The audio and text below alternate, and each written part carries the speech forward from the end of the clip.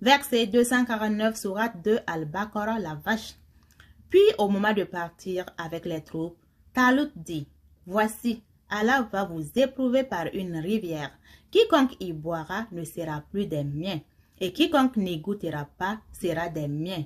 Passe pour celui qui y puisera un coup dans le creux de sa main. » Ils en burent, sauf un petit nombre d'entre eux. Puis, lorsqu'ils l'eurent traversé, lui et ceux des croyants qui l'accompagnaient, ils dirent, « Nous voilà sans force aujourd'hui contre Goliath et ses troupes. » Ceux qui étaient convaincus qu'ils auront à rencontrer Allah dirent, « Combien de fois une troupe peu nombreuse a, par la grâce d'Allah, vaincu une troupe très nombreuse et Allah est avec les endurants. » Et quand ils affrontèrent Goliath et ses troupes, ils dirent, « Seigneur, déverse sur nous l'endurance, affermis nos pas et donne-nous la victoire sur ce peuple infidèle. » Ils les mirent en déroute par la grâce d'Allah et David tua Goliath et Allah lui donna la royauté et la sagesse et lui enseigna ce qu'il voulut.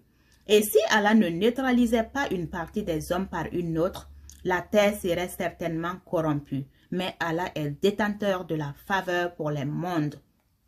Voilà les versets d'Allah que nous deux, Mohammed, récitons avec la vérité, et tu es certes parmi les envoyés. Parmi ces messagers, nous avons favorisé certains par rapport à d'autres. Il en est à qui Allah a parlé, et il en a élevé d'autres en grade.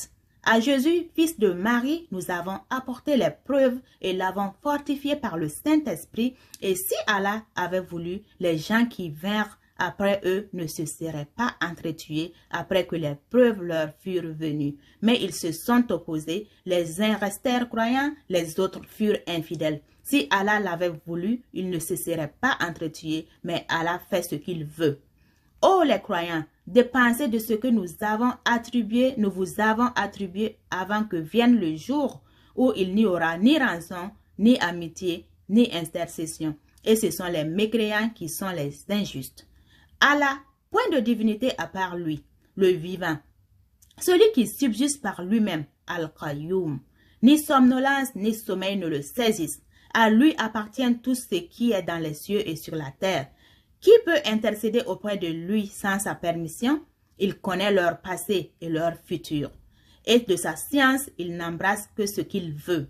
Son trône Kursi déborde les cieux et la terre, dont la garde ne lui coûte aucune peine. Et il est le très haut, le très grand.